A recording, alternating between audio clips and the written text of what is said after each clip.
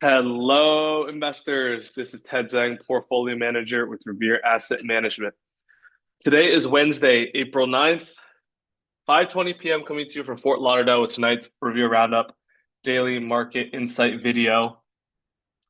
Well, when we look at the GROTECTION gauge, market leader, short term, medium term, long term, still the low red arrows, but we had some history today. The Nasdaq posted the second largest up day in history, coming in at 12%. When we look at these numbers across the board, it doesn't even seem real, but here they are. Big eight up 13.97%, RG8 up 10.44%, S&P up 9.52%, RSP up 8%, QQQ up 12%, QQEW up 10.86%, Dow Jones up 7.87%, Midcaps up 9.29%, Russell up 8.66%, Global 60/40 equities bonds up 5.23%, and protection up 1.15%. Well, that's some unreal numbers there. Trillions of dollars are flowing into and out of the market like it's nothing the past few days. And we'll jump right into the charts, then we'll get into the tail of the tape. And because this was caused by news, this isn't just some ordinary up day, and we'll get into it now. S&P 500 chart. Let me get rid of the stochastics. Well, you can see Trump announced the reciprocal tariffs where they're actually calculated on the trade deficit. That caused the markets to crash 3 days in a row, about 10% slide in 3 days. We put in the bottom, coincidentally, technical analysis, some say don't work, but coincidentally at this huge cup and handle previous high breakout retest. After that, we put in the low. Yesterday, we rallied. At one point, we were up 6-7% on the day. And then, actually, let me back up. This low day, Monday, we gapped down hard on escalating Chinese tariffs and no news on tariffs being delayed or paused. Then there was a quote unquote fake headline that came out that there was a 90-day pause in the tariffs. Indexes moved between 8 to 10%. White House came out and confirmed that those were fake news, and then we faded. Following day, we gapped up. Trump announced 104% tariffs on China. China retaliated. We sold all the way back to the lows. But we held the lows of Monday. Today, we opened up relatively weak, down like 50 basis points. Meandered around for most of the day, formed a base on the 5 minute, and then out of nowhere, Trump announces on his Truth Social platform that he pushed out a 90-day pause for over 70 countries that complied to his request to come to the negotiation table and talk about making a trade deal. The only country that was excluded from this group was China, and we then raised their tariffs 125%. So it seems like Trump is really just targeting China and really wants to cripple China with a trade war. They're in a deflationary loop right now. They have an aging population, and this is definitely going to put a lot of pressure on China to either come to the table and negotiate or continue to fight it out. So let's go on the 5 minute chart. As you can see, we gapped down a bit and just chopped around all day. This is a perfect VCP pattern. And again, these principles are timeless. You can see the first contraction, second contraction, third one was so tight. And then the news was released. We ripped all the way up to highs of the day. And we broke the range of the past 3 days. We filled the first gap, and now we're approaching the fill of the second gap, still below this 5,500 flag breakdown level. The 200 days declining. We're about to have the 50-day cross, 200-day with the death cross. That's declining too. So by no means are we out of the woods yet. This is just one day. It's definitely a lot of short covering and a lot of money entering back in the markets, repricing the markets because we don't have the mass tariffs anymore. Although we did keep the 10% universal tariffs. So let's quickly go to the rest of the charts. RSP starting to fill the gap. QQQ had a second biggest update ever. Filled this gap, even started to fill this gap. Came up with the lows. closed actually right on the 21 EMA and right at the bear flag breakdown. The problem is though, 10 week is below 40. All key weekly moving averages are sloping down. Same with the daily. We are still in a stage 4 downtrend. And what they say is the biggest moves tend to happen in downtrends. This is a good start, but we're definitely not out of any woods yet. We'll have to see how this settles and how we resume because right now we do not have any leading stocks or groups in the markets as we speak. QQEW, same thing, started to fill the gap, didn't get to the 21 EMA. Dow Jones also started to fill the first gap, not up to the 21 EMA yet, still has that second gap to fill. Mid caps pretty much filled the gap, still just hanging around here. Really volatile price action. With volatility means uncertainty because the standard deviation of the moves are wide. We could easily just retrace half the move tomorrow. Who knows? Russell, same thing, start to fill the first gap, hasn't filled the second gap. VIX, down 40% from the highs, closed at 33.62. I saw the stat that this was the largest VIX drop in history.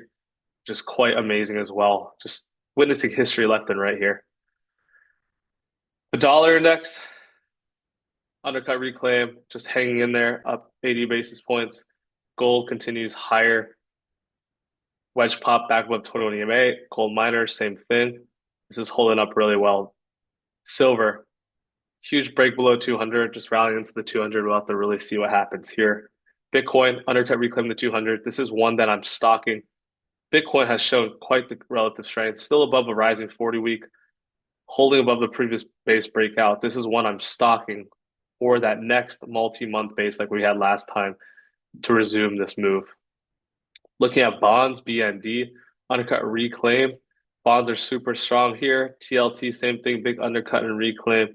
And that means TYX backed off a bit and the 10-year as well backed off a bit under that 4.4%. So with that being said, that's it for the inter-asset correlation. I'll go over the mega caps after the tail of the tape. So when we look at the tail of the tape, still in a harsh correction. By no means are we out of the woods yet. Sentiment dropped significantly. Extreme greed, extreme fear lifted off from that 4 level up to 17. We're still under the bear case below the 21 EMA. Big news, of course, China 125% tariffs and 90-day pause, plus the 10% universal tariff. There's definitely a lot of influence on Trump. Bill Ackman was the first on X to propose the 90-day tariff pause.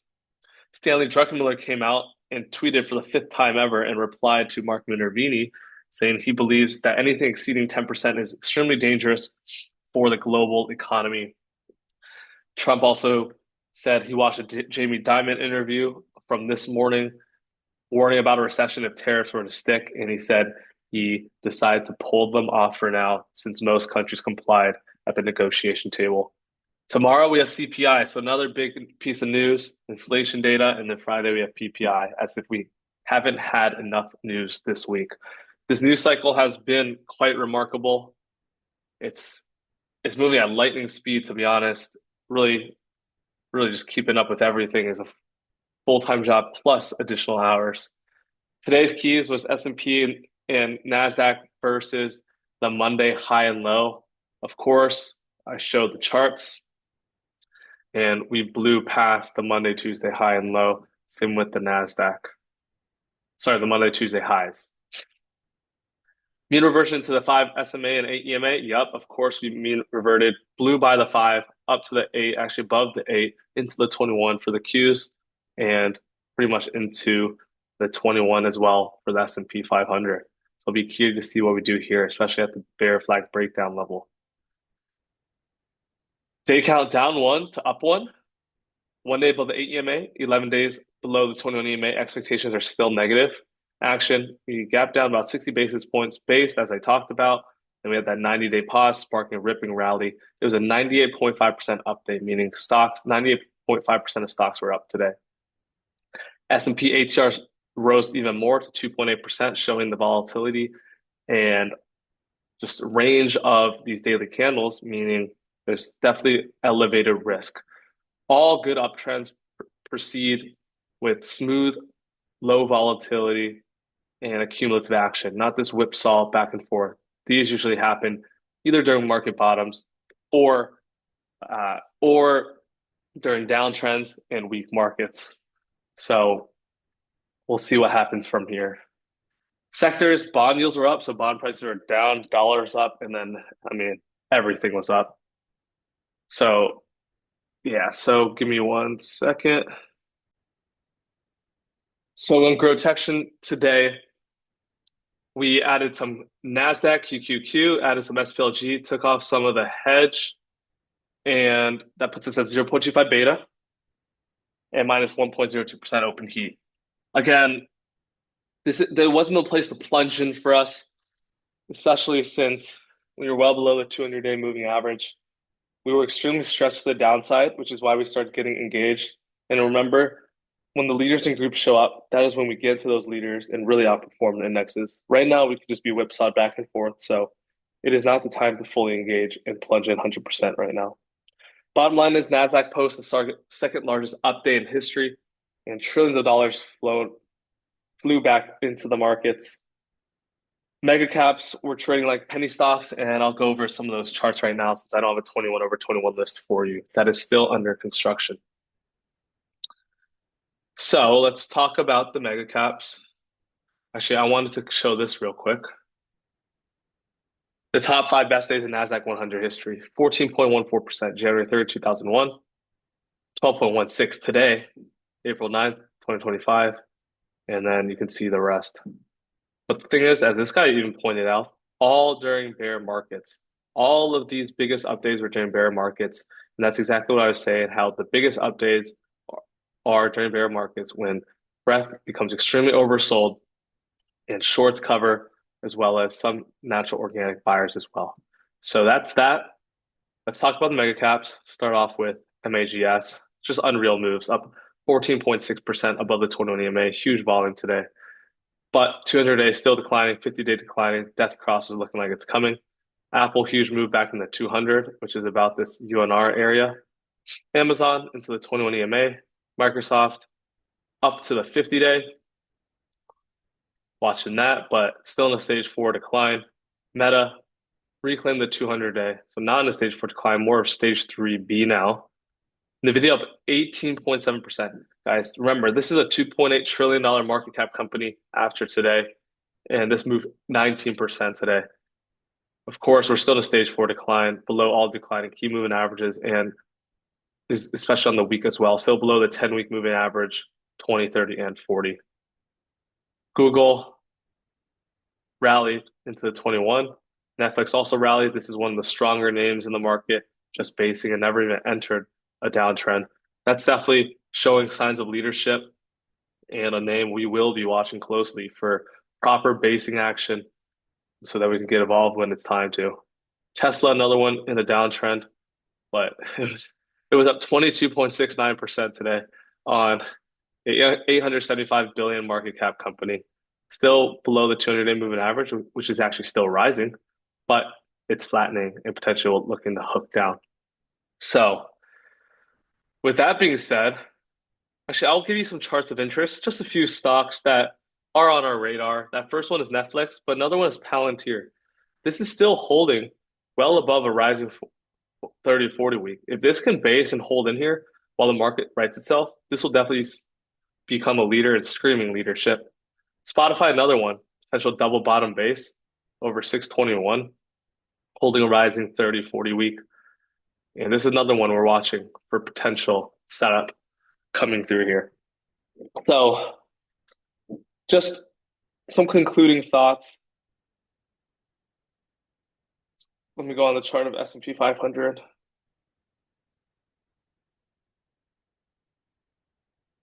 can see this is a counter trend rally so far, recovering the crash. By no means are we out of the woods.